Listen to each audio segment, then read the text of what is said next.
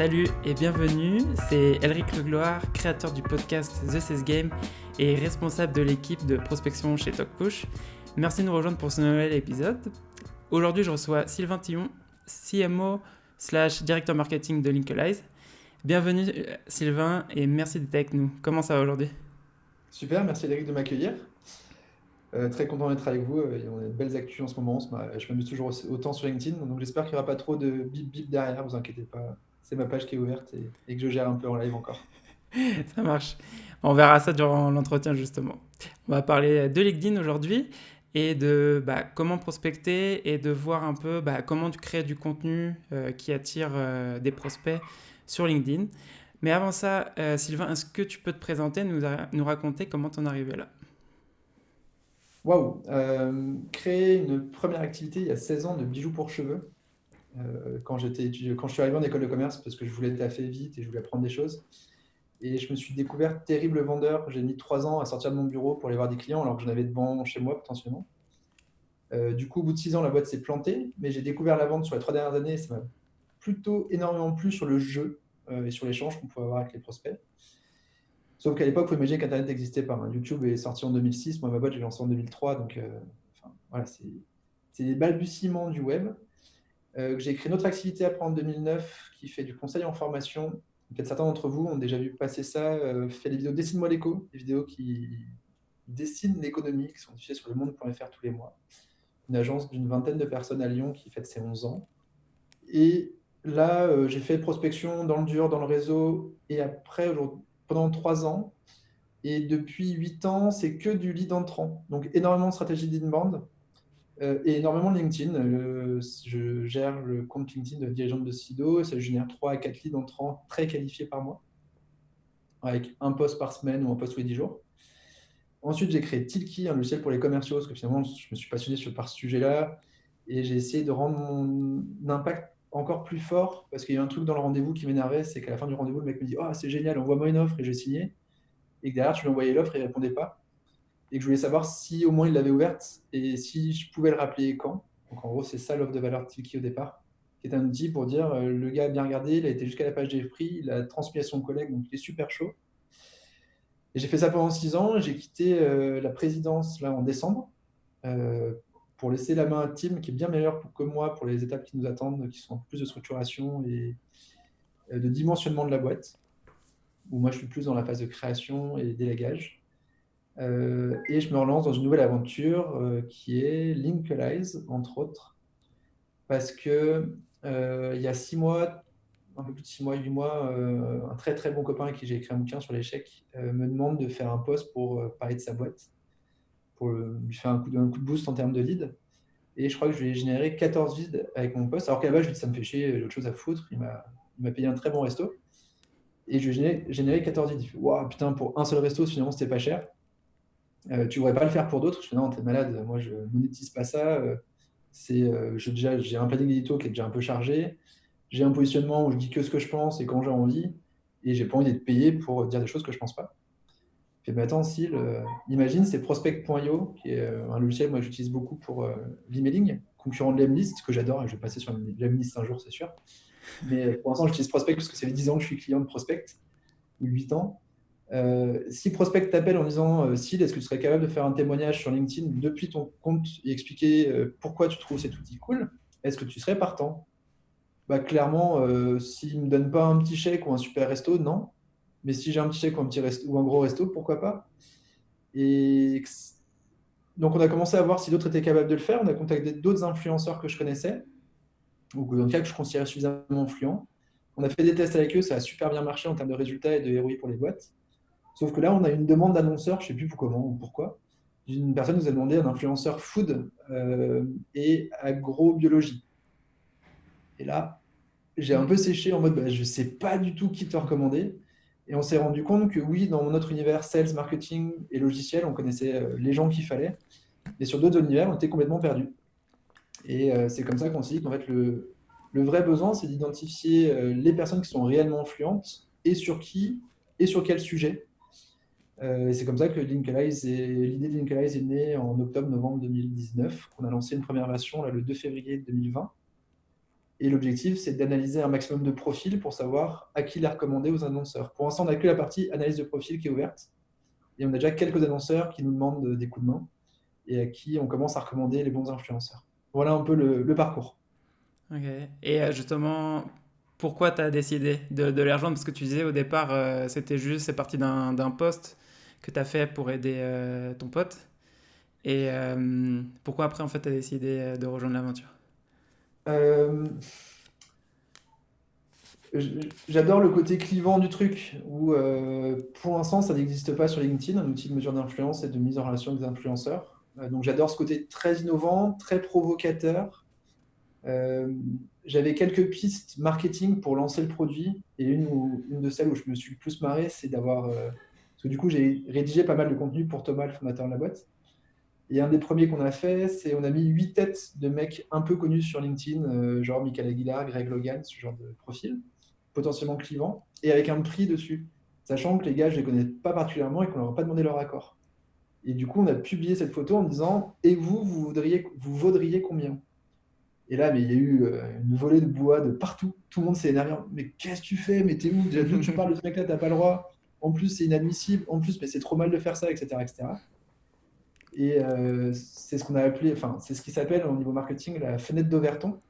C'est de parler du pire pour que le pire devienne acceptable. Et quand 3 mois après, on a sorti Linkalize en disant aux gens, c'est vous qui analysez votre profil et c'est vous qui choisissez à la fin si vous êtes identifié comme influenceur ou pas, donc contactable par des annonceurs, mais votre code reste personnel et confidentiel. Tout le monde a trouvé ça génial, alors qu'en fait, c'est juste la même chose, c'est juste qu'on ne rend pas la cote publique. Et que j'ai adoré cette technique marketing où, quand on l'a lancé, tout le monde a trouvé ça cool. Donc, publiquement, alors sur le premier post, tout le monde nous est tombé dessus. Voilà dans les trucs, les défis marketing qui m'amusent beaucoup.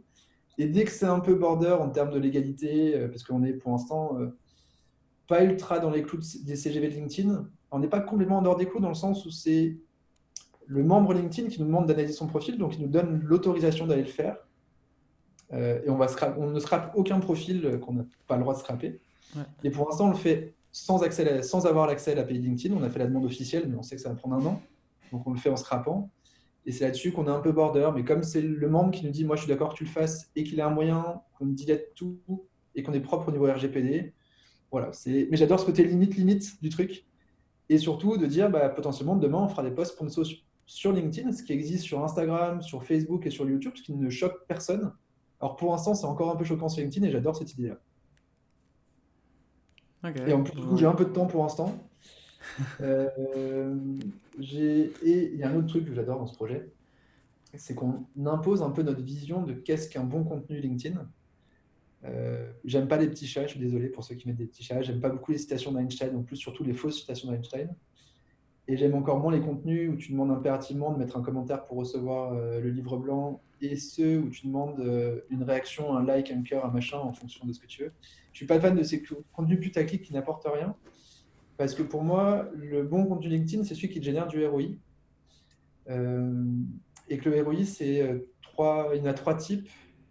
Un, du lead, deux, des candidats et trois, la notoriété ou la marque employeur. Et que moi, je ne fais pas un post sans un but précis. Et c'est pas juste pour avoir des likes et des vues, je m'en fous complètement. Enfin, il faut en avoir pour que ça marche, on est d'accord. Ouais.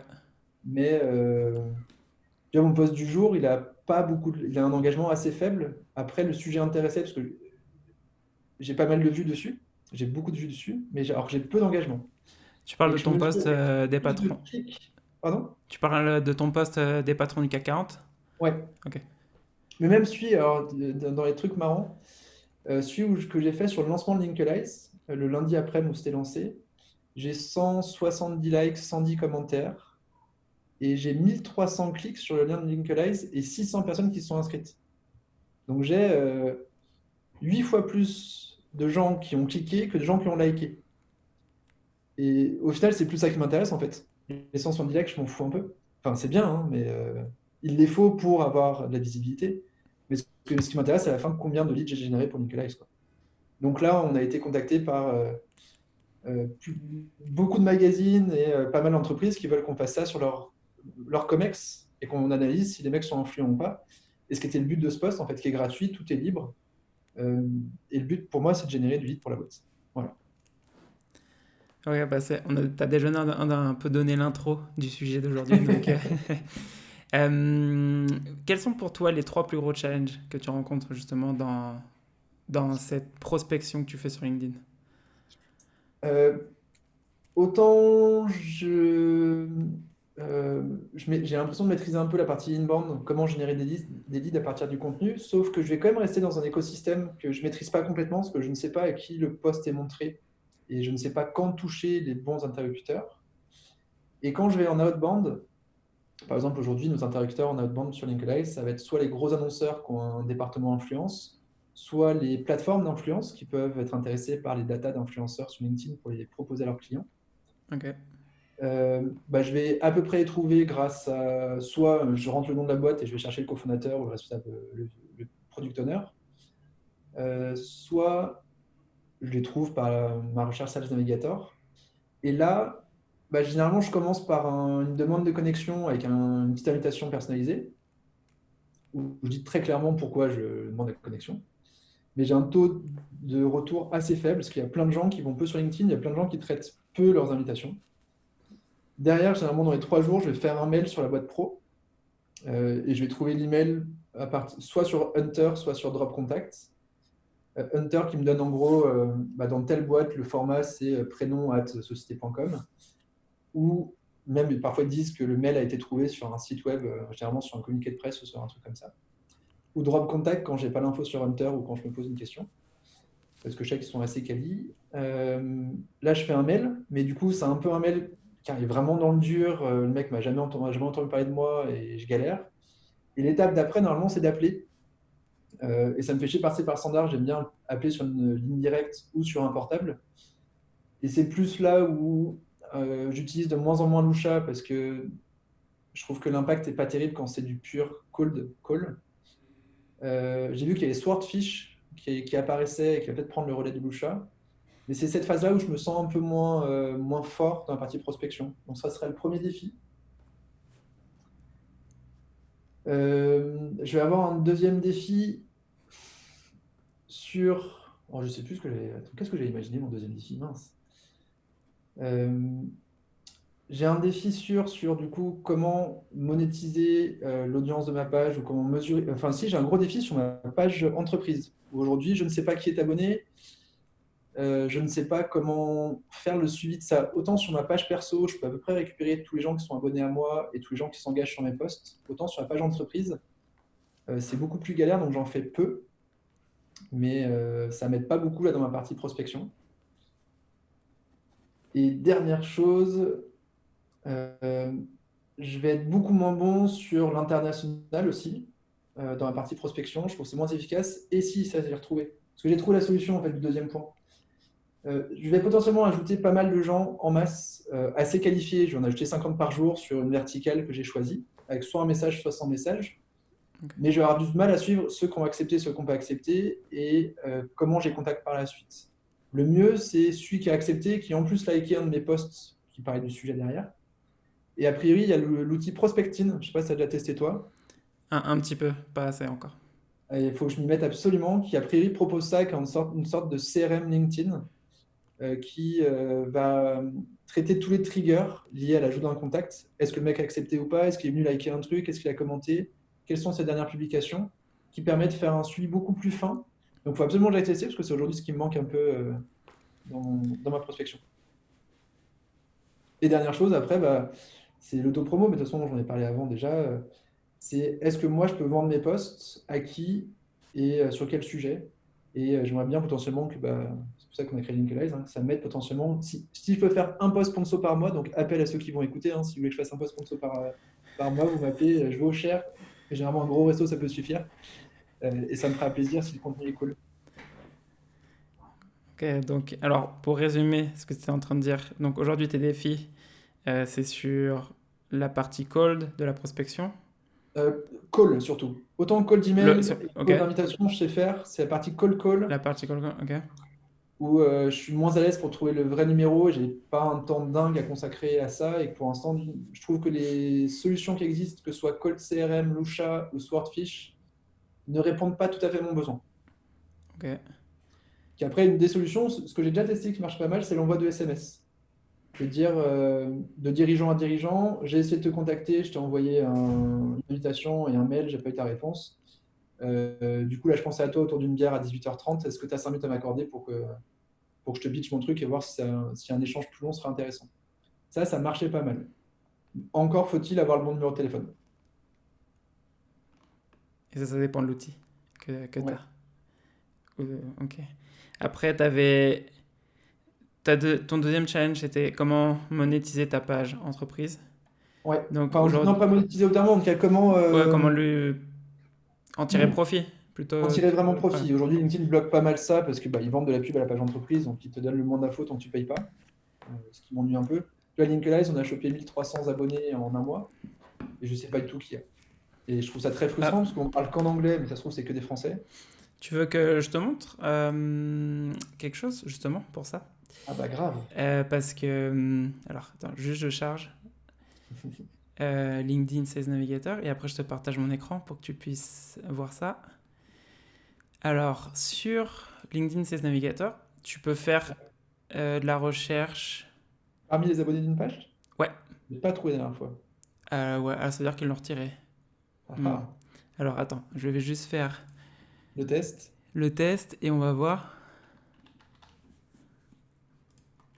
On va mettre par exemple, je sais pas, la recherche pour la France. Alors pour ceux qui écoutent, bien sûr, ça va pas être très intéressant, donc je vous inviterai à regarder la vidéo sur YouTube. Mais oui, c'est revenu, il y a encore l'option. Alors je te partage mon écran. Ah, cool. Je ne l'ai pas vu chez moi.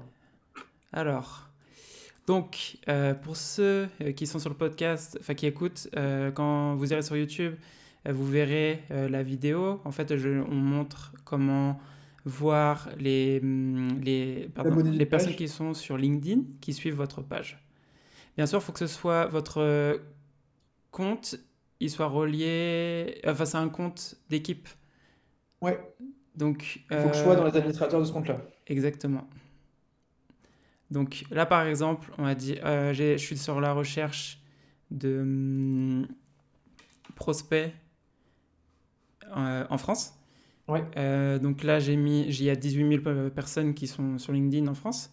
Et là, dans la barre de recherche, dans les résultats, tu as toutes ces options-là. Et la dernière option, c'est le nombre de prospects qui suivent ta page.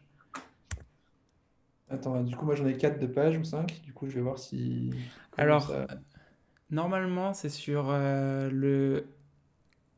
Pour moi, là, enfin, ma boîte, c'est TalkPush, donc ça va être pour les comptes qui suivent TalkPush uniquement.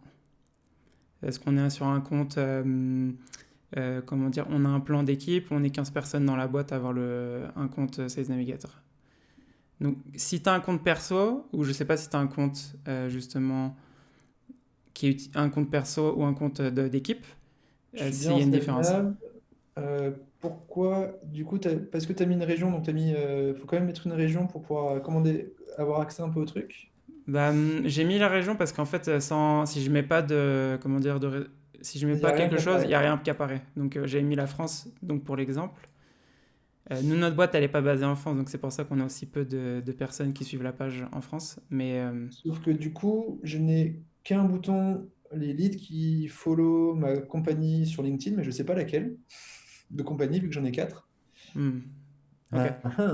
Ah bah c'est une Alors attends, qui c'est qui problématique. a Voilà, 3000 c'est une problématique abonnés? pour toi. Non, mais attends, je vais trouver, hein. Qui c'est qui a 3000 abonnés? Moi, je vais trouver la solution. Mais du coup, merci, je ne connaissais pas cette astuce. J'avais cherché, je n'avais Ouais. pas trouvé. Donc ça, c'est Et le deuxième point. Et le troisième point, c'est de faire le suivi un peu plus précis de mes demandes d'invitation, de mes demandes de contact, et surtout de voir qui c'est qui interagit vraiment avec mon contenu.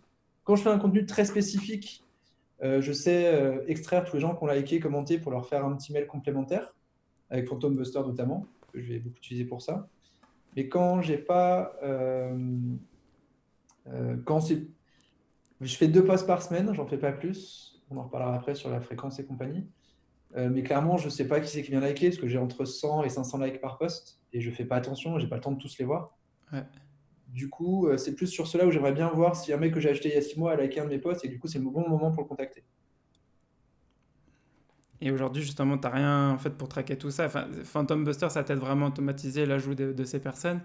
mais derrière, tu sais pas, t'as pas de tracking au niveau de ça. Exactement. Ok.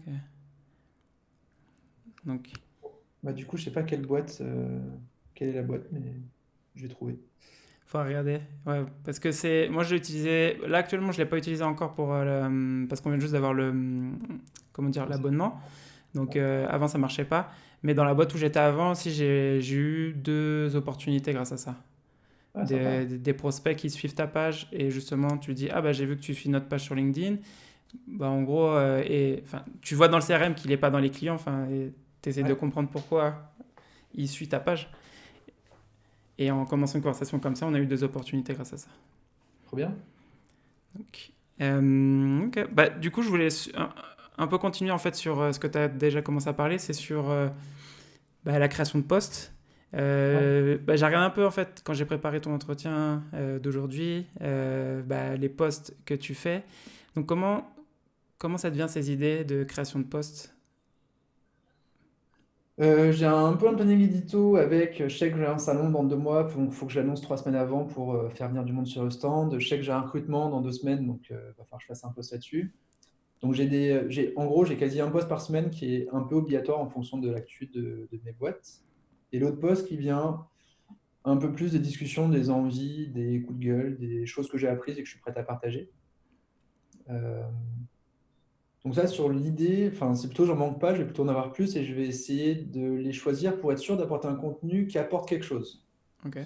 Euh, ouais, j'ai ce vrai défi là de dire, je veux être vu comme expert, un peu quali, et pas faire des posts avec une citation d'Einstein ou un bisounours.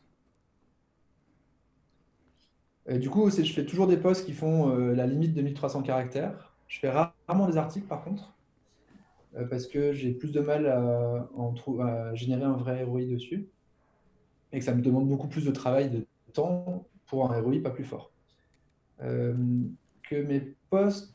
Alors, moi, je fais pas de vidéo parce que me demande trop de taf. J'ai pas envie de montrer ma gueule tous les jours parce que j'ai pas toujours une gueule présentable, loin de là. Et en plus, j'aime pas les vidéos tournées vraiment à l'arrache smartphone et qui bougent un peu, le son est pas très bon. J'aime bien quand c'est un peu quali. Et du coup, ça me demande beaucoup trop de montage derrière et d'habillage pour que ce soit sympa, pour que ça me plaise. Du coup, je fais que du post texte avec image. J'ai rarement osé faire sans image pour l'instant. Parce que par l'image, on peut donner envie de cliquer sur voir la suite. Qu'en plus, j'adore jouer avec ce chapeau. Parce qu'il y a un truc à savoir dans LinkedIn. LinkedIn mesure votre engagement, l'engagement sur votre post pour voir si les gens, ça les intéresse, pour le montrer à d'autres personnes. Du coup, très important d'avoir l'engagement rapidement sur votre post, rapidement et dans la durée.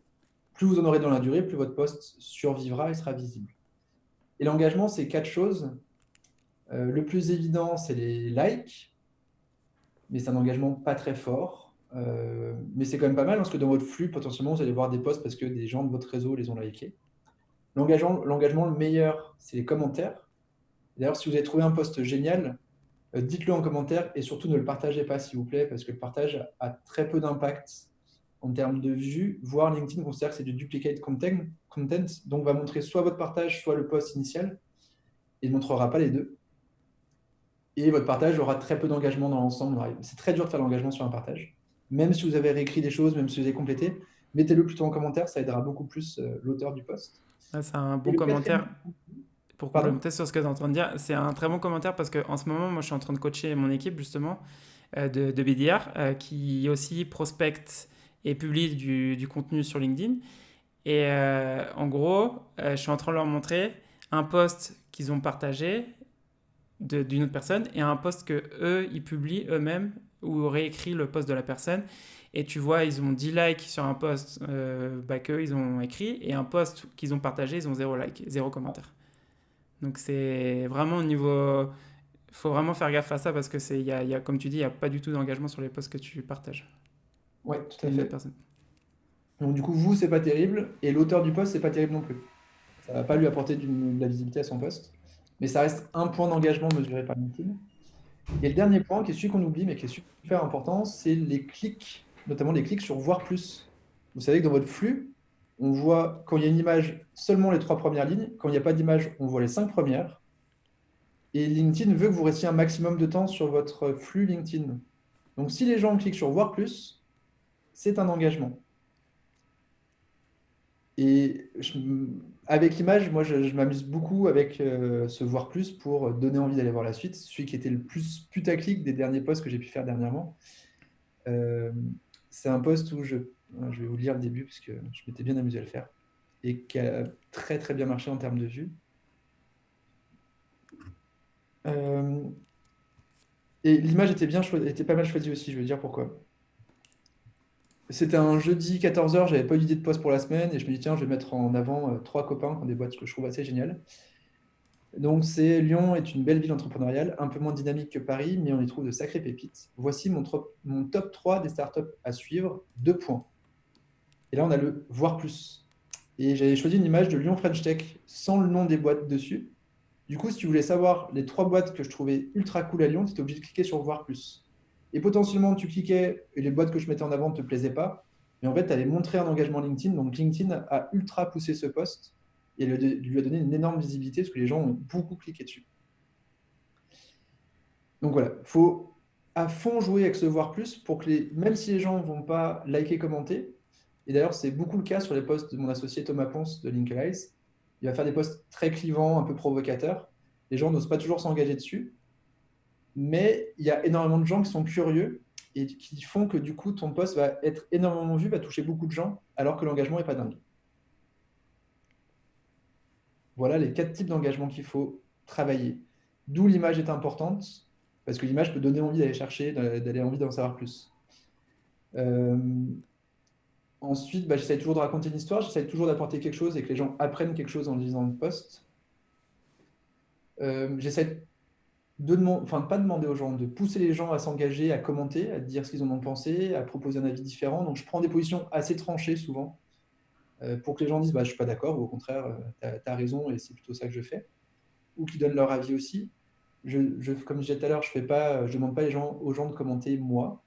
Et d'ailleurs, là-dessus, du coup, on a fait une expérience marrante avec un autre influenceur au lancement de Linkalize. Moi, je n'avais pas demandé aux gens de commenter mon post pour qu'ils puissent accéder au site de Linkalize et qu'ils puissent évaluer leur profil.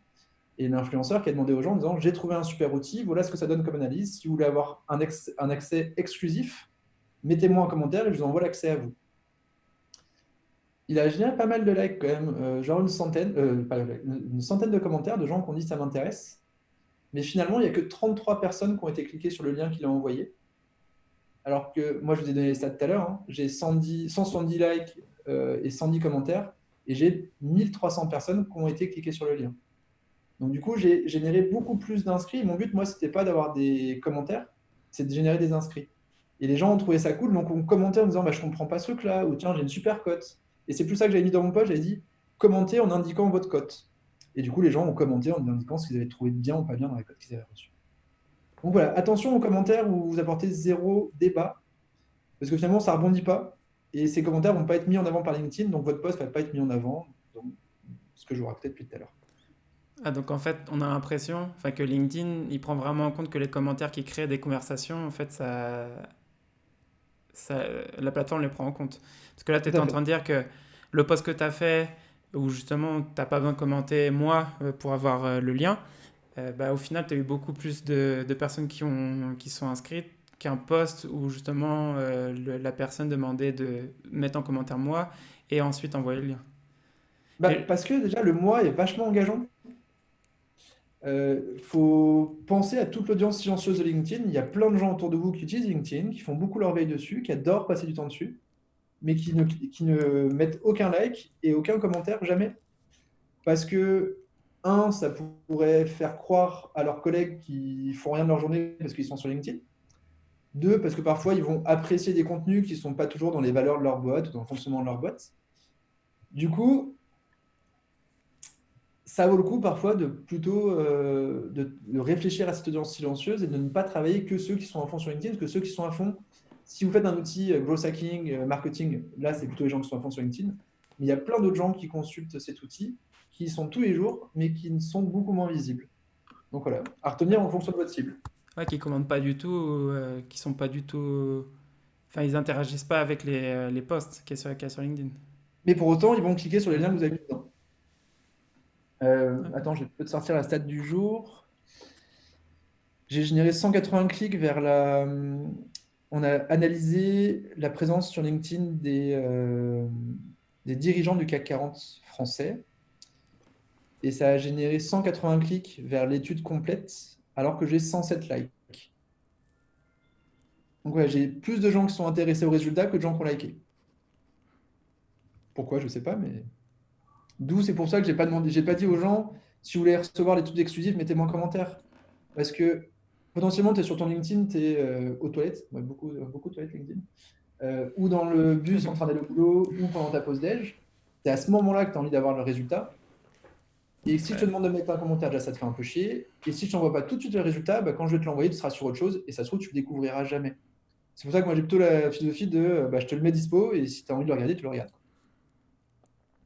Ouais, et de toute façon, enfin, là, tu es en train de le dire concrètement, au niveau des résultats, ça fonctionne mieux. De toute façon.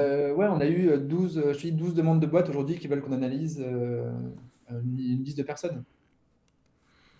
Mais c'est bien, parce qu'en fait, je me posais la question actuellement pour nous aussi, pour TalkPush, parce qu'on est en plein dans la création, bah, un peu de ce que tu as fait aujourd'hui, justement, donc l'étude sur les patrons du CAC 40, de réfléchir quel type de contenu on pourrait créer pour notre audience, qui sont des directeurs de recrutement. Ouais. Et justement, la question qui était en train de se poser, c'était la même chose. C'était est-ce qu'on fait un post dans cette idée-là, de le faire est-ce qu'une personne doit commenter, moi, dans les commentaires pour avoir accès comment dire, à l'étude, ou est-ce qu'on fera un post avec le lien directement? Et bon, après, je pense que. Les deux se tiennent, hein. L'avantage du Ouais, mois, c'est que tu as un contact ultra qualifié que tu vas pouvoir aller travailler derrière. L'inconvénient du mois, c'est que tu vas passer à côté de contacts qui auraient été intéressés, mais qui n'oseront pas mettre le mois. Voilà. Voire parfois, vaut mieux mettre une landing page derrière où les gens doivent rentrer un email pour accéder à l'étude. J'avais fait ça, j'avais fait un livre blanc avec HubSpot et j'avais mis le lien vers le formulaire dans mon post. Ça avait généré 260 téléchargements avec un seul post LinkedIn. Et j'avais pas dit de mettre un mois pour recevoir le livre blanc. Donc au final, les gens ont vachement plus mis leur mail sur le formulaire derrière que de likes sur mon post et de commentaires. Donc voilà, ça va dépendre. Par contre, sur ouais. les liens sortants, un truc à retenir ultra important, LinkedIn n'aime pas ça, ne veut pas que vous fassiez sortir les gens de LinkedIn. Et il faut surtout pas mettre votre lien en commentaire. J'ai encore vu un post ce matin qui disait ça, c'est la pire des conneries du monde, parce que vous n'aurez aucun clic dessus. Alors oui, votre post aura pas mal de vues, mais par contre, vous aurez 0 clic sur votre lien, et quand clairement c'est votre landing page ou votre formulaire à remplir, c'est un peu dommage. LinkedIn, pour l'instant, son algo est un peu con, et va analyser votre post au moment où il est publié. Du coup, si vous rajoutez votre lien après modification du post, LinkedIn ne le voit pas. Alors, l'inconvénient de ça, c'est qu'il ne mettra pas l'aperçu de votre lien en dessous du post, parce qu'il ne voit pas qu'il y a un lien. Du coup, il faut bien mettre une image ou pas d'image, mais il faut savoir que le lien ne se transformera pas en aperçu en dessous. Euh, Par contre, LinkedIn ne va pas pénaliser votre post en termes de visibilité, en termes de reach, parce que comme il ne voit pas le lien, il continue à le pousser à fond. D'où, si votre lien est très important et que votre but, c'est de générer des inscrits ou des gens qui vont sur le formulaire, mettez ce lien dans les 3 premières lignes du coup. Parce qu'au moins, les gens le verront et cliqueront dessus. Ok. Bah, c'est bien que tu me le dises parce que justement, je mettais encore les liens en commentaire. Et je savais pas l'histoire de modifier le post après l'avoir publié, que ça Tu prenait verras, pas mes mal. posts, ils sont tous modifiés en fait. Enfin, tous ceux où il y a un lien, ils sont modifiés. Parce que du coup, j'ai publié, j'ai attendu 2 minutes et j'ai ajouté le lien. Ok, bah, je testerai ça sur mes prochains posts pour voir. Bah, j'ai publié un post avant notre entretien, donc je pourrais pas voir ça dessus, mais sur le prochain que je fais, je testerai ça. Tu vas voir, l'impact est assez étonnant. Et alors pour continuer, en fait, tu as déjà commencé à en parler en fait de l'étude que tu as publiée aujourd'hui, donc qui est sur les patrons du CAC 40. Euh, c'est En gros, tu disais, tu es en train de traquer le numéro de clic sur ce post. C'est Ouais. quoi ton ROI en fait que tu cherches via cette étude? Je veux devenir légitime dans le monde de la communication et des agences d'influence. Donc du coup, on a été contacté pour faire un classement avec Forbes, donc on est trop content. Un autre classement avec Courrier Cadre.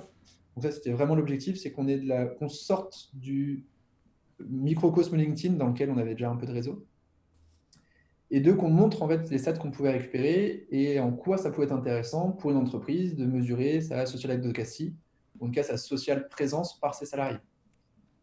Donc ça, c'est ça l'objectif du poste, de montrer que notre outil permet d'avoir pas mal de data. Il y a aussi derrière ça une petite conviction perso où je ne comprends pas que ces patrons n'aient pas de présence ou n'aient pas de stratégie digitale.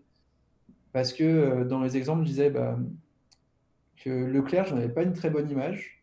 Pour moi, c'était un peu la grande surface low cost. Mais je trouve que Michel-Édouard Leclerc est ultra bon sur LinkedIn, partage des super contenus. Et ça a vachement, pour moi, ça a vachement valorisé la marque et l'entreprise.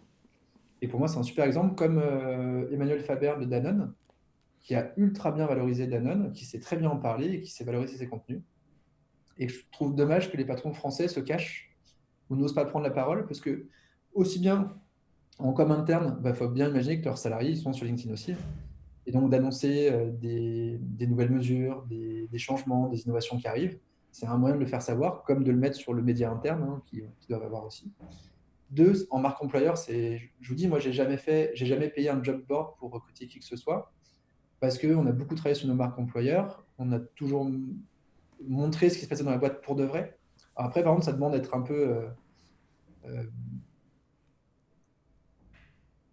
montrer bien exemplaire, en fait, parce que si on dit on fait des super séminaires et qu'en fait le séminaire est dégueulasse, ça va se savoir et ça va pas fonctionner. Donc il faut plutôt raconter des vraies histoires. Donc nous, on essaie de raconter ce qui était vrai, voire parfois on racontait nos plantages aussi. Un de mes posts qui a mieux marché l'année dernière, c'était les flops RH et les trois mesures qu'on avait mises en place en 2018 ou 2019 qu'on avait plantées.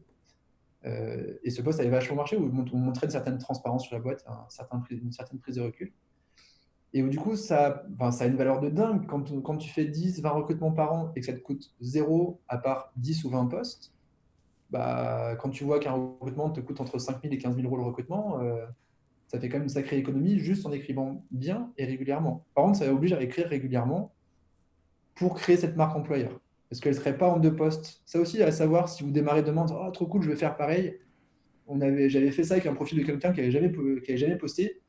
Les premiers posts, LinkedIn ne les montre pas à tout le monde. En plus, si vous likez personne et que vous commentez personne, ils ne vont pas montrer votre post à grand monde non plus. Et que créer sa communauté, ça prend du temps. Du coup, c'est normal que ça ne se fasse pas du premier jour, mais c'est comme toute stratégie d'inbound. Vous avez beau faire des super articles, du super contenu, les clients ne vont pas appeler tout de suite. Donc, il faut savoir être patient et avoir une vraie stratégie moyen terme. Même s'il y a des outils qui peuvent aider à aller un peu plus vite. Je ne sais pas si tu veux qu'on en parle maintenant, mais... Ouais, justement, pour commencer le sujet. Mais juste avant, je voulais te dire, c'est un très bon commentaire ce que tu es en train de dire parce que moi, ça fait, on va dire, moins d'un an que j'ai commencé à publier sur LinkedIn avec le podcast et avec les boîtes dans lesquelles je bossais. Et au début, j'avais entre 0 et 2 likes par post. Maintenant, je suis pas non plus dans tes chiffres à toi de publier un post et d'avoir 100, 150 likes, voire 500 likes, mais je fais entre 6 et 50 likes suivant les posts. Et en commentaire, entre 0 suivant certains posts et 20-30 commentaires. En Donc, plus, ce qui est difficile pour toi, c'est que tu publies en deux langues. je publie en deux langues et des sujets qui n'ont rien à voir. Donc j'ai plusieurs audiences. En plus, j'ai plusieurs audiences sur mon LinkedIn. Donc c'est. Ouais, pas simple. D'ailleurs, donc du coup, l'algo de LinkedIn va montrer votre post à un petit pourcentage de votre communauté pour voir si cette communauté interagit avant de le montrer à d'autres gens. Et ce petit pourcentage, c'est les dernières personnes que vous avez acceptées comme invitation ou vous avez invité vous-même, et les dernières personnes qui ont liké, commenté vos posts, ou les dernières personnes que vous avez liké, commenté.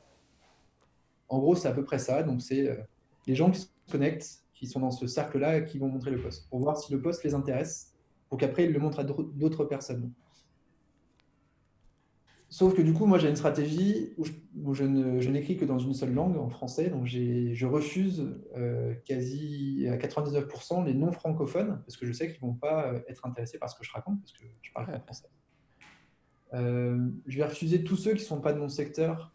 Clairement, un logisticien à Bordeaux, moi, je parle market, sales, influence, social media. Je ne suis pas sûr que ce que je raconte l'intéresse. Je vais refuser, même dans ce qui est francophone, ceux qui sont juste là pour me vendre une presta, parce que je sais qu'ils ne sont pas vraiment sur LinkedIn et qu'ils ne sont pas là pour interagir.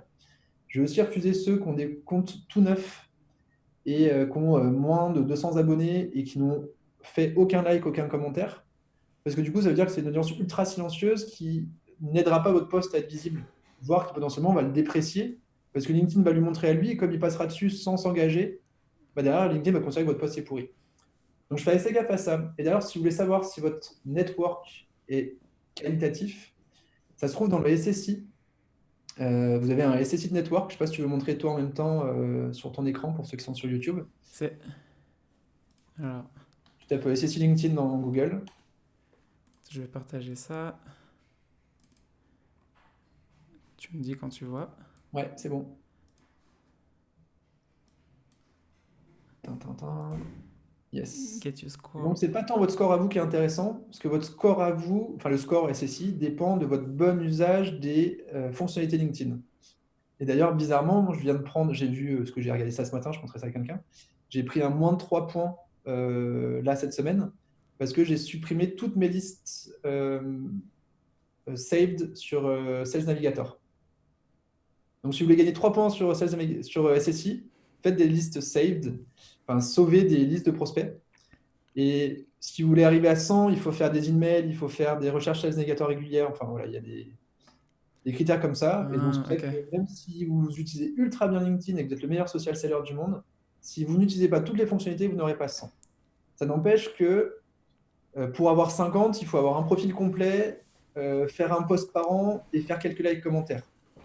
Donc, si vous n'avez pas 50, c'est que vous êtes très très peu sur LinkedIn. Et c'est pas sur vous que ça m'intéresse. Descends. C'est là en bas à droite. Bah tiens, tu as un réseau plutôt quali. 54, c'est plutôt un bon score. Ah ouais? C'est-à-dire qu'en moyenne, les gens de ton réseau ont un score de 54. Ce qui n'est pas très haut, mais en dessous de 50, c'est que vous avez un réseau de fantômes. C'est que les gens ne sont jamais sur LinkedIn, c'est qu'ils n'utilisent pas. Ils ont peut-être créé un compte pour chercher du travail, mais depuis, ils ne sont jamais retournés parce qu'ils ne voient pas l'intérêt de LinkedIn dans leur job. Et du coup, c'est des gens qui s'engageront jamais sur vos contenus. Donc, c'est une audience assez inutile, voire néfaste. Donc, voilà, le truc intéressant, c'est regarder ça. Donc, de faire gaffe que son score reste bon. Toi, t'as Parce combien que, dans ce chiffre-là? Dans les ouais, gens dans ton réseau? c'est ça. Toi, C'est toi ça. t'as... Mais toi, t'as combien sur ton réseau? Ah, je suis à 52, je crois. 52? Il faudrait que je refasse un tri pour monter. En fait, c'est tout à fait vrai parce que là, maintenant, je suis en follow et je suis plus en contact. Et en follow, je ne maîtrise plus qui me suit. Et du coup, mon score baisse un peu. Mhm. Ok. Je savais pas que ça prenait en compte aussi pour les followers. Ouais. Et bah alors, tu avais déjà commencé à un peu en parler en fait pour une personne qui commence, donc qui a zéro like sur ses posts. Tu en as déjà parlé la semaine dernière sur LinkedIn des pods. Donc pour ou contre, qu'est-ce que tu recommandes au niveau des pods? Euh, Franchement, c'est un super outil. Ça a été créé par un mec que j'adore. Et pour toute l'histoire, on avait créé ça nous aussi il y a 2 ans et demi chez Tilki. Euh, on s'est créé un pod interne pour automatiser les likes des collaborateurs de la boîte quand un d'entre nous faisait un post. Sauf qu'on a foutu le projet à la poubelle au bout de 2 mois parce que même en interne, on était gêné parfois de liker certains posts qu'on ne trouvait pas terribles de collègues et qu'on voulait garder la possibilité de liker ou pas. Et du coup, finalement, on s'est renvoyé sur Slack en disant j'ai fait un post LinkedIn, essayez de le trouver dans le flux. Ça, c'est important, j'ai oublié de dire aussi. Vu que, enfin, je vous l'ai dit tout à l'heure que dans l'engagement, il y avait le clic sur le voir plus. Le problème, c'est que si vous cliquez sur l'URL du post, le post s'affiche en entier et donc vous n'avez pas l'engagement du voir plus. Donc votre like ou votre commentaire a un peu moins de valeur que si vous aviez trouvé le post dans le flux LinkedIn et que vous aviez cliqué sur voir plus. Du coup, c'est vrai qu'on dit aux gens, allez voir dans votre flux si vous trouvez le post. Et si vous ne le trouvez pas, on le met dans le thread pour que les gens puissent aller directement dessus. Mais du coup, on a tenté de le faire et même en interne, en fait, on a été un peu bloqué en disant ok, ça marche, mais ça marche en termes de reach, mais on n'est pas à l'aise pour le faire. Et quand ça a été lancé ensuite par l'Mpod, et plutôt très bien lancé avec un outil super efficace, moi je suis pas allé alors, par énorme prétention, parce que je suis un gros connard, c'est que je partais du principe que j'avais une plus grosse communauté et un meilleur reach que les gens qui étaient dans les pods qu'on me proposait, et que du coup j'allais plus leur apporter qu'ils n'allaient m'apporter. Que deux, j'en avais pas vraiment besoin, donc ça me faisait chier de les aider particulièrement à progresser quand je les trouvais pas bons. Que trois, je voulais pas liker des choses qui me plaisaient pas. et que je suis un peu chiant sur les contenus qui m'intéressent, que je trouve quali. Parce que, comme je vous ai dit, moi, je me fais vraiment chier à faire mes contenus et ça me demande du temps. Ça peut être la question d'après, si tu veux, c'est combien de temps ça prend. J'y passe du temps et j'utilise beaucoup LinkedIn pour faire de la veille. Et je veux pas autrement faire partie de ces gens qui vont pousser des contenus pourris.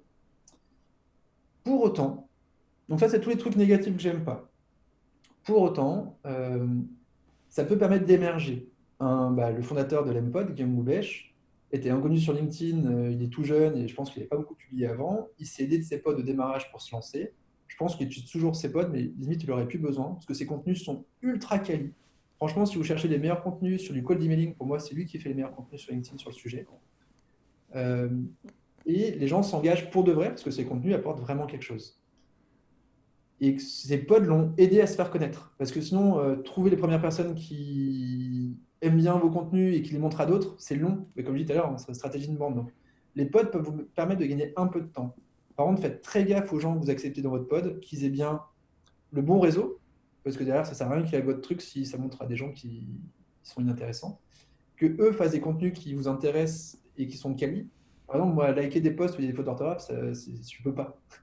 Euh, je veux avoir le choix de liker ou pas, en fait. Mais voilà, choisissez bien les gens que vous acceptez parce que s'ils publient sur des choses qui sont anti que vous aimez ou qui font que des trucs ultra commerciaux, enfin que des posts ultra commerciaux ou des posts, comme j'ai dit tout à l'heure, avec des petits chats et des fausses citations d'Einstein, je me bats tellement contre ça au quotidien que si derrière je like ça, c'est complètement pas crédible, quoi.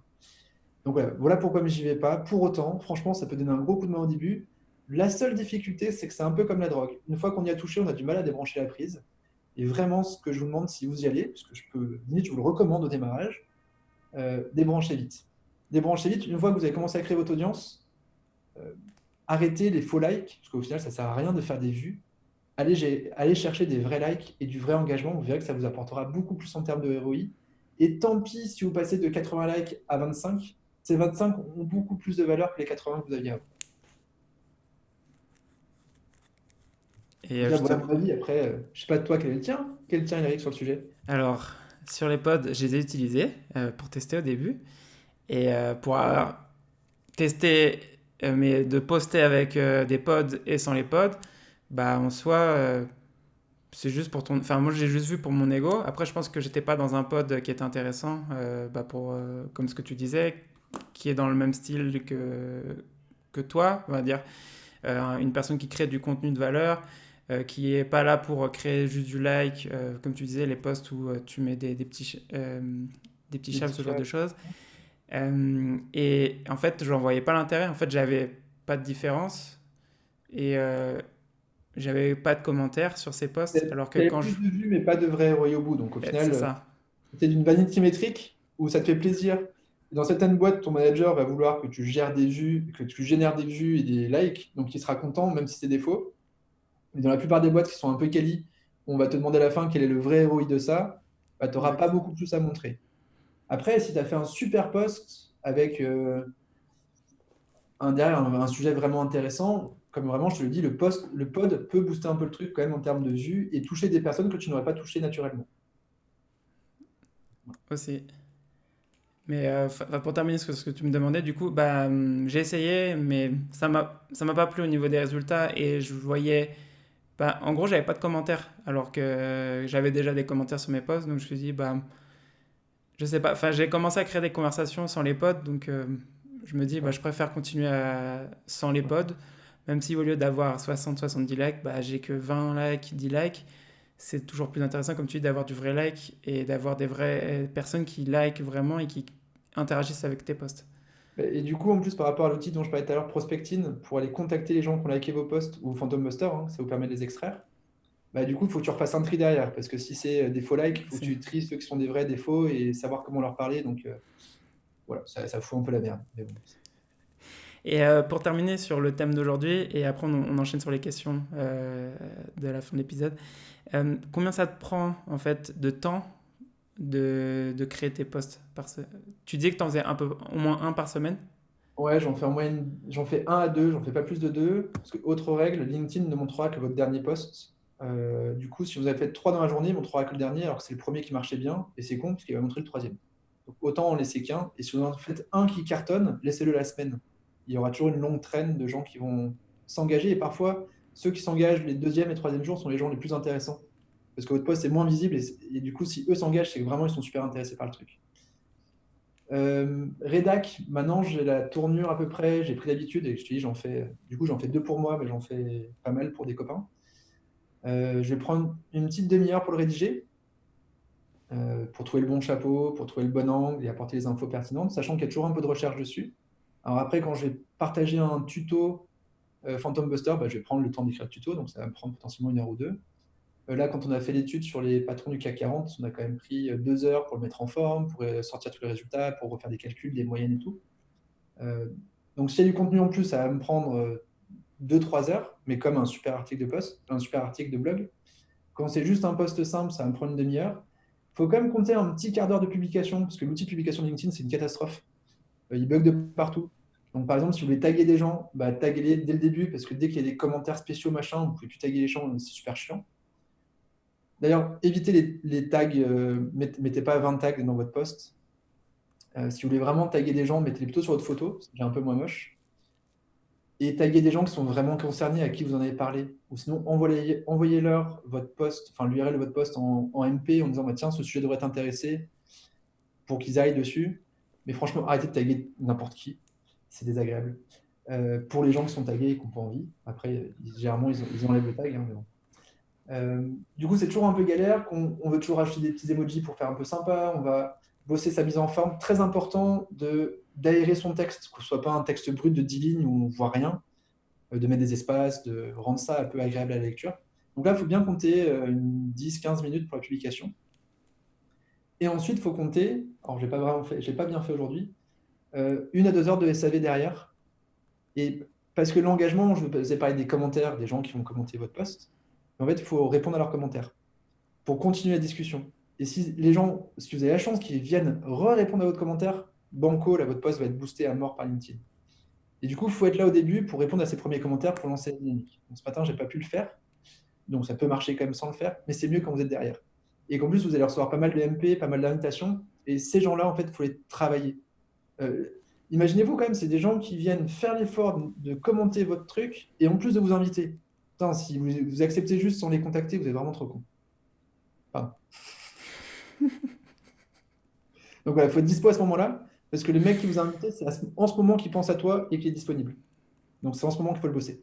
Ouais, faut être dispo quand lui il est dispo. Et il faut être dispo, du coup, après la Ouais, publication de ton post, parce que c'est à ce moment-là que lui risque de le voir. Donc ça me prend, ok. sur un post simple, une demi-heure de rédaction, 15 minutes de publication et 1 heure et demie de suivi. Donc quasiment 3 heures. Pour Enfin, un, entre po- deux. ouais, pour un poste simple. Parce que après, comme tu disais, quand tu fais une étude, bah, par exemple, ça va te prendre beaucoup plus de temps. Tout à fait. Ok, bon, bah, c'était super intéressant tout ça. Comment dire, comment créer un post, enfin, et le temps que tu dois y dédier justement pour créer un post pour LinkedIn. Donc, maintenant, on va passer sur les questions générales sur la vente. Donc, En contenu, maintenant, on va passer sur les ressources, questions qu'est-ce que tu générales sur lis la vente. ou écoutes Donc, et qu'est-ce En qui a le plus contenu, influencé ta vie de ressources, commercial? qu'est-ce que tu lis ou Qu'est-ce que je lis ou écoutes qu'est-ce que j'écoute? Et qu'est-ce qui a le plus influencé ta vie de commercial? J'écoute assez peu de choses. Pour l'instant, je suis pas Ouais. encore. Je suis un OK boomer sur les podcasts où j'ai un peu de mal parce que j'ai pas tant de temps que ça. Je viens à vélo le matin et ça m'arrange pas d'avoir un truc sur les oreilles parce que je roule déjà comme un dingue. Donc je préfère être conscient de ce qui se passe autour de moi. Quand je cours sans rien parce que j'ai envie plutôt de me vider la tête. Et que dans la journée, j'arrive pas à trouver de temps pour mettre un casque et écouter quelque chose en bossant. Je vais plutôt chercher l'efficacité, à me concentrer sur un seul truc. Donc, je suis très nul sur les podcasts. Pourtant, il y a quelques-uns que j'ai trouvé assez géniaux dernièrement, parce que je trouve que la qualité s'est largement améliorée en termes de prise de son, en termes de contenu. Donc, il faudrait que je m'y mette. Je fais beaucoup de veille sur LinkedIn et sur Twitter. J'ai des moments dans la journée dédiés à ça pour voir ce qui se passe et ce qui avance. Et c'est des Slack aussi. Le Slack Growth Hacking, je trouve assez extraordinaire. La qualité est très, très, très bonne. Mais moi aussi, j'anime 3 Slack. Un sur l'inbound marketing, un sur le sales, enfin les sales dans le SaaS, et un autre sur le digital learning, qui est une autre passion. Et du coup, je partage ma veille et je reçois énormément de veille des autres aussi grâce à ça. Donc, c'est beaucoup sur des communautés restreintes, un peu choisies, où je sais que la qualité sera au rendez-vous, que je ne perds pas trop de temps à chercher. Et dernière chose, dans la veille, j'adore, c'est Bruno Frilansky qui m'a fait découvrir ce truc-là, Flint.media. C'est un robot que vous allez rendre intelligent en lui expliquant les sujets qui vous intéressent. Et il va vous envoyer une veille de 10 articles par jour, franchement assez quali. Et en fonction des articles sur lesquels vous allez cliquer ou interagir, il va prendre ça en compte pour améliorer la veille qu'il vous envoie tous les jours. Et franchement, ça vous fait de votre petit journal ultra qualifié qui arrive tous les matins. Je suis assez fan. Donc voilà en gros les ressources que j'utilise. Et c'est beaucoup de texte parce que c'est un format qui est plus facile pour moi pour que je prenne les infos, où je peux aller à mon rythme sur la lecture, contrairement à une écoute de podcast où c'est pas toujours facile d'accélérer, soit on comprend plus rien, soit c'est trop lent. Donc là, c'est plus parce que voilà, ça me permet de gérer à mon rythme et potentiellement, dès que j'ai 3 minutes, je suis sur mon téléphone ou sur mon ordi, je peux lire une ressource facile qui me permet de progresser rapidement. Ouais, ça s'adapte vraiment à ta façon de consommer du contenu, clairement. Ouais, ça Tout à fait. s'adapte vraiment avoir à 3 ta minutes façon pour écouter un consommer podcast, c'est du pas contenu, suffisant, clairement. Non, généralement, Non, tu n'arrives parce pas à que l'essentiel. avoir 3 minutes pour écouter un podcast, c'est pas suffisant. Après, quels sont les outils que tu utilises? Tu as Non. déjà commencé un peu à en parler tout à l'heure, Phantom Buster. Après, quels sont les outils que tu Phantom utilises? Buster, Drop Tu as déjà Contact, commencé un peu à en parler tout à l'heure, Phantom Prospect.io, Buster. Linktelper, Tilkey, Pipedrive en CRM. Un outil que je trouve assez extraordinaire, c'est Crystal, Crystal, pour préparer un entretien un peu chaud. Franchement, c'est assez dingue, c'est flippant comme outil, je ne sais pas comment ils font exactement. Ils vont analyser la personnalité de votre interlocuteur à partir de ce qu'il publie sur LinkedIn. Et franchement, pour avoir fait le test, 9 fois sur 10, c'est très juste. Et du coup, vous savez comment lui parler. Est-ce qu'il faut rentrer dans les détails? Est-ce qu'il faut manier l'humour? Est-ce qu'il faut aller à l'essentiel et très rapidement? Comment il faut se présenter à lui? Enfin, franchement, c'est assez dingue. Il y a 20 personnalités possibles. Et franchement, à chaque fois que j'ai utilisé, ça a été plutôt très, très réussi. D'autres extensions que j'ai sur mon ordi. Qu'est-ce que j'ai d'autre que j'utilise au quotidien? Bon, c'est Livestorm pour la partie webinar, souvent. Zoom aussi, évidemment, que j'utilise en prospection. Après, moi, beaucoup Bitly, parce que du coup, j'aime bien mesurer si les gens vont cliquer sur mes liens.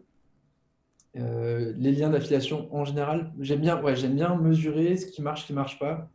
Je ne suis pas là pour m'enorgueillir d'avoir fait des vues ou des likes. Ce que je veux vraiment, c'est des clients au bout et un nombre de MP. Et si un dernier truc, si je pouvais changer un truc dans LinkedIn, c'est cette putain de messagerie. Me fait perdre un temps dingue parce que maintenant, j'archive tout pour voir ce qui me reste à traiter. Et je reçois beaucoup de messages et du coup, j'ai tendance à les lire entre deux rendez-vous, pas les traiter tout de suite et après, je les vois plus comme quoi ils sont à traiter. Et autant les mails, dans ma boîte mail, je traite ça super bien. Autant mon téléphone, j'ai prévenu les gens que je n'écoutais pas mes messages.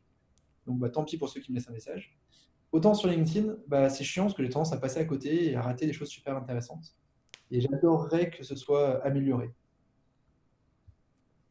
Je suis d'accord avec toi parce que là, je t'avoue, sur la messagerie, moi j'ai pas mal de soucis aussi sur ça. Je suis d'accord avec toi parce que là, je t'avoue, sur la messagerie, moi j'ai pas mal de soucis aussi sur ça. J'ai plein de messages. Je peux pas trier tes messages, ça aussi, parce qu'à part un message, t'as pas de façon de trier. Tu veux pas les je peux pas trier tes messages. traité, pas traité, ou à suivre, ou tu peux. Oh, lui mettre un tag, c'est tout simplement, ou il n'y a rien de tout ça. Donc. Quand tu reçois 5-10 messages par jour, ça va, mais simplement. Même déjà 5-10, il faut quand tu reçois 5-10 messages par jour, bien, ça va, mais. Et c'est pas si simple. Et quand tu reçois une vingtaine, c'est impossible. Après, quel conseil donnerais-tu à une personne qui commence dans le monde de la vente? Après, quel conseil donnerais-tu à une personne qui commence dans le monde de la vente? Dans le monde de la vente, ça dépend de quel produit. Moi, j'aime beaucoup ce qu'est la vente simplifiée grâce aux outils numériques aujourd'hui pour gagner du temps. Et un de mes premiers conseils, on va dire, tu viens d'arriver sur LinkedIn et tu veux faire de la vente avec LinkedIn. Un des premiers trucs, c'est d'augmenter ta taille d'abonnés, enfin ton nombre d'abonnés, et d'aller inviter tous les jours 50 personnes très qualifiées pour que ces gens-là voient tes contenus, puissent prendre contact avec toi, et que tout de suite, tu aies une capacité de rencontre énorme. Et donc là, c'est pour ça que je vais te recommander d'utiliser Prospectin, Linktelper ou Phantom Buster qui vont te permettre de cibler les gens que tu veux ajouter. Si tu veux plein d'abonnés, je te recommande de ne pas mettre de message. Si tu veux plein de rendez-vous, je te recommande de mettre un message. Tu auras un taux d'acceptation plus bas, Mais tu auras des gens qui vont dire, je suis OK. Enfin, tu vas lui dire très clairement, voilà pourquoi je te contacte. Et le mec, s'il dit oui, c'est qu'il est OK pour un rendez-vous. Donc, ce serait ça, essayer de travailler ta présence pour. Enfin, après, moi, c'est la façon dont j'aime vendre, hein, c'est d'être vu comme un expert du sujet, non pas comme un pur vendeur, et d'être là pour apporter du conseil et que le client, le prospect est content de me rencontrer parce qu'il sait que je ne suis pas là pour lui vendre juste une solution, je suis là pour lui vendre une démarche et un objectif de ROI. Donc, sors de cette posture, pour moi, sors de cette posture de vendeur et apporte-lui une solution à ses vrais problèmes. Et positionne-toi comme étant l'expert de cette solution. Et on arrive sur la dernière question. Donc c'est pour ceux qui écoutent et qui veulent s'améliorer, quel serait ton défi à mettre en place dès demain dans leur poste de commercial? Pour ceux qui écoutent et qui veulent s'améliorer, quel serait ton défi à mettre en place dès demain dans leur poste de commercial? Yes. C'est de réussir à créer un contenu qui leur génère 5 rendez-vous. Donc c'est en faisant un seul post, 0 call, de générer 5 rendez-vous directs vers leur agenda. Et s'ils veulent un coup de main, qu'ils n'hésitent pas à m'envoyer un MP avec un Google Doc où ils me proposent un contenu et je leur ferai un petit retour rapide. Ça marche. Justement, merci Sylvain justement pour aujourd'hui, pour être passé sur le podcast. Et j'allais dire, donc s'il y a des personnes qui nous écoutent et qui veulent te contacter, le mieux c'est de te contacter sur LinkedIn. Donc s'il y a des personnes qui nous écoutent et qui veulent te contacter, le mieux c'est de te contacter sur LinkedIn. Précisez dans ce cas-là d'où vient l'invitation, parce que si vous n'êtes pas en France ou que si vous êtes dans un métier un peu bizarre, je risque de refuser, comme je disais tout à l'heure. Le mieux donc c'est plutôt sur LinkedIn et rapidement je donnerai mon mail pour qu'on sorte de message LinkedIn. Ça marche. Mon mail sur Internet se trouve partout, pas compliqué si vous cherchez bien. Ça marche. Merci. Ça marche Sylvain, je te dis merci et à bientôt. Merci à toi, à très bientôt.